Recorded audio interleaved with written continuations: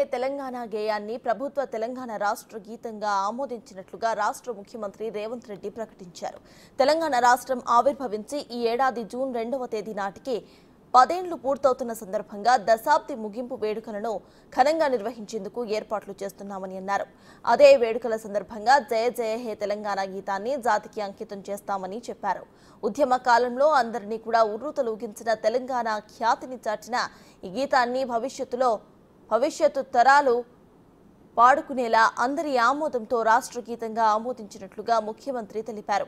తెలంగాణ కవి రచయిత అందశ్రీ 20 ఏళ్ల కిందట రాసిన ఈ గీతాన్ని యథాతథంగా ఆమోదించినట్లుగా ప్రకటించారు.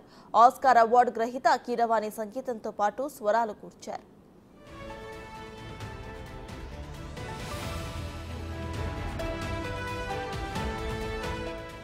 సచివాలయంలో ముఖ్యమంత్రి రేవంత్ రెడ్డి, శాసనసభ స్పీకర్, మండలి చైర్మన్, మంత్రులు, పలువురు ప్రజాప్రతినిధులతో పాటు మిత్ర పార్టీల నేతలతో సమావేశమయ్యారు. తెలంగాణ రాష్ట్ర గీతంతో పాటు రాష్ట్ర ఆవిర్భావ దశాబ్ది ముగింపు వేడుకల నిర్వహణపై కూడా చర్చించారు.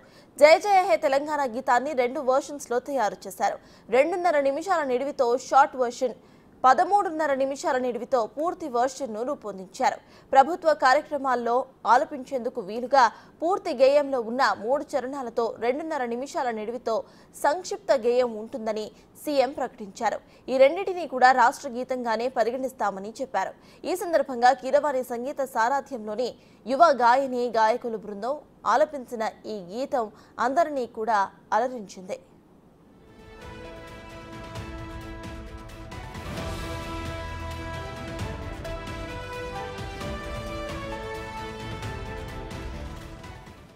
తెలంగాణ పునర్నిర్మాణంలో భాగంగా తన ప్రభుత్వం పలు కార్యక్రమాలు చేపట్టిందని, అందులో భాగంగానే రాష్ట్రానికి సంబంధించిన సంక్షిప్త రూపం టీఎస్ను టీజీగా మార్చినట్లుగా సీఎం తెలిపారు. వాహనాల రిజిస్ట్రేషన్ నంబర్స్తో పాటు అన్ని ప్రభుత్వ సంస్థలు కూడా టీజీగా మార్పు చేస్తామని అన్నారు. కేబినెట్లో తీసుకున్న నిర్ణయం మేరకే రాష్ట్ర గీతాన్ని ఆమోదించడం జరిగిందని, రాష్ట్ర ప్రభుత్వం అధికారిక చిహ్నం తెలంగాణ తల్లి విగ్రహాన్ని మార్చాలని నిర్ణయం జరిగిందని సీఎం చెప్పారు. ఇప్పటికే రాష్ట్రంలోని వివిధ ప్రాంతాల కళాకారుల నుంచి దాదాపు 500 నమూనాలు తమకు అందినట్లుగా సీఎం చెప్పారు. ఇంకా నమూనాలన్నీ కూడా చర్చల దశలోనే ఉన్నాయని, చిహ్నానికి సంబంధించిన తుది రూపమేదీ కూడా ఇంకా ఖరారు కాలేదని అన్నారు.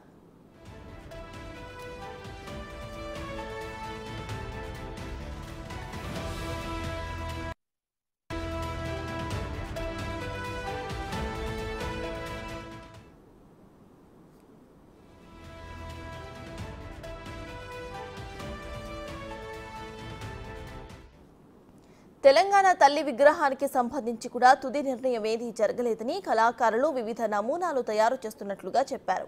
కొత్త చిహ్నం తెలంగాణ తల్లి విగ్రహాలకు సంబంధించి అపోహలు, తప్పుడు ప్రచారాలకు తావు లేకుండా అసెంబ్లీలో చర్చించి నిర్ణయం తీసుకుంటామని అన్నారు.